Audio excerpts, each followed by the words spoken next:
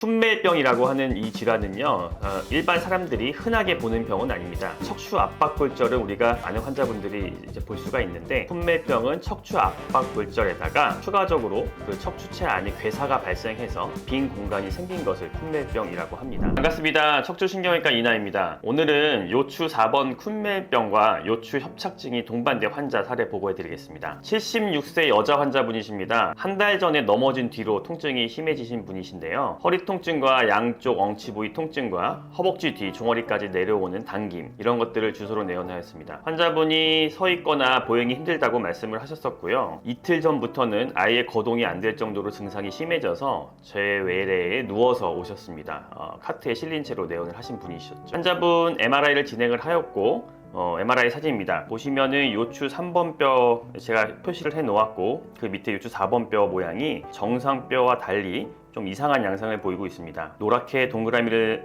표시해 봤는데요. 보통의 척추체 안에는 이 다른 척추체와 마찬가지로 균일한 음영을 보여야 하는데, 지금 이 환자분 4번 요추체 안을 보면은 하얗게 뭔가 물 같은 것들이 차 있는 그런 듯한 모습이 보이고 있습니다. 환자분 MRI 단면도를 보시면 요추 3번, 4번과 4번, 5번에 척추관 협착증이 또 동반되어 있는 상태였습니다. 환자분의 심한 허리 통증은 요추 4번 척추체 골절, 풋멜병으로 인한 허리 통증이 심한 상태였고, 또 엉치와 허벅지 뒤 종아리로 저리고 당기는 것은 요추 3, 4번과 4, 5번의 협착증이 심했기 때문에 두 가지 증상이 다 있는 상태였습니다. 환자분 엑스레이 사진입니다. 보시면은 앞에서 촬영한 사진에서는 풋멜병이 그렇게 제대로 보이지 않지만, 옆에서 촬영한 사진을 보면은 이 요추 4번 뼈 안에 공기 음영으로 검정 색깔의 음영이 보이는 것이 관찰됩니다. CT 촬영을 하였는데요. CT를 보면 더욱더 저명하게 보입니다.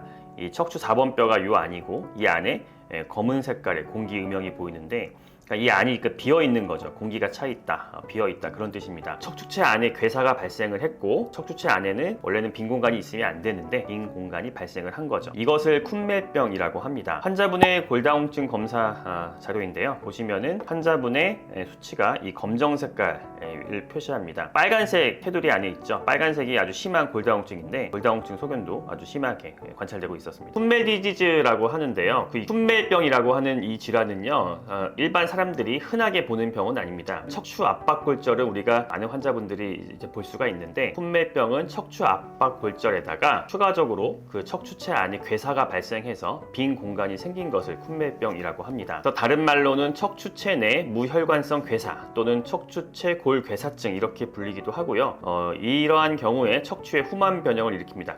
후만 변형을 쉽게 말씀드리면은 척추체의 몸통이 납작해지면서 허리가 꼬부랑이 되는 거죠. 이렇게 앞으로 굽는다, 이렇게 생각하시면 됩니다. 대부분은 이제 고령에서 발생하고, 특히나 골다공증이 심한 분들이 위험인자로 알려져 있습니다. 치료법으로는 간단하게는 척추체 성형술, 척추 감압술이나 또는 병이 심한 경우에는 유합수술 또는 나사못 고정술 등도 시행을 하고 있습니다. 그래서 이 환자의 문제를 정리해 봤을 때, 첫 번째는 풋멜병이죠. 요추 4번에 발생한 이 골괴사성 척추체 압박골절이 하나의 문제이고, 또 두 번째로는 요추 3, 4번, 4, 5번 두 마디에 심한 척추관 협착증을 보이는 것이 두 가지 문제였습니다. 따라서 이 환자분을 치료하려면 이 두 가지를 동시에 해결해야지 완벽한 치료가 될 수 있겠다 생각이 들었습니다. 요추 두 마디 협착증에 대해서는 양방향 척추 내시경 감압술을 진행했습니다. 내시경 사진이고요. 먼저 요추 4, 5번을 시행을 하였습니다. 후궁뼈를 갈고 들어가면 이렇게 노란 색깔의 황색 인대가 관찰이 되고요. 이 황색 인대를 제거하고 나면 신경이 다 풀린 게 관찰이 됩니다. 이어서 요추 3, 4번도 진행을 하였고, 3, 4번의 황색 인대 확인하고 이것을 제거하여서 3, 4번에도 이렇게 신경막이 시원하게 풀어진 것을 관찰할 수가 있습니다. 바로 이어서 척추체 성형술 시행을 하였습니다.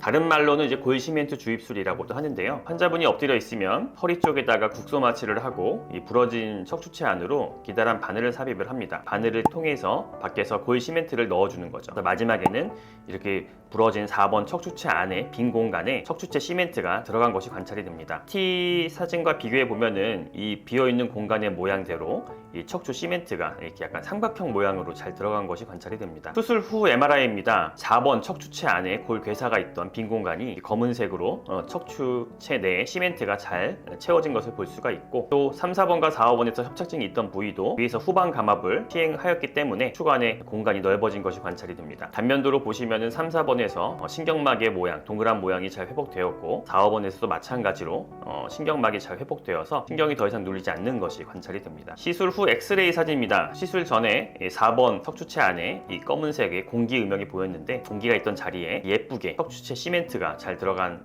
상태고요. 다행히 바깥으로 새거나 그러지 않고 부러진 뼈 안에 시멘트가 잘 들어앉은 것을 관찰할 수가 있었습니다. 수술 후 경과입니다. 마취 방법은 부분 마취로 진행을 했고요. 진정을 통해서 환자분을 살짝 재워드린 상태에서 진행을 했습니다. 총 수술 시간은 90분 정도 걸렸고 이 시간은 2마디 요추 감압술과 척추체 성형술을 같이 시행을 한 그런 시간입니다. 수술 후에 6시간 안정 후 요추 보조기 착용을 하셨고요. 그 이후에 보행을 바로 시작하였습니다. 수술 직후에 허리 부위 통증이나 엉치 부위 당김이 저명하게 감소를 하였고요. 최근에 제 외래에 오셨습니다. 그래서 현재 수술 후 한 6개월째 정도 되셨는데요. 제 외래 처음 올 때는 이제 카트에 누워서 일상생활이 아예 거동이 안 되는 상태였습니다만 지금은 일상생활 다 하고 계시고 어디 원하시는 데 다 걸어 다니시면서 아주 잘 지내고 계셨습니다. 품매병은 우리가 이제 반드시 나사못 고정술을 할 필요는 없습니다. 물론 척추체의 골절이 너무 심해서 그 골절된 파편이 신경을 많이 밀고 있거나 해서 하지 마비가 진행할 때는 그 골절된 척추체를 다 제거하고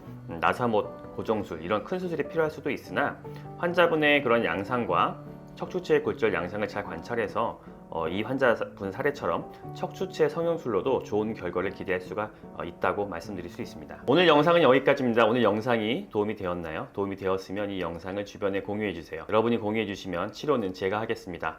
고맙습니다.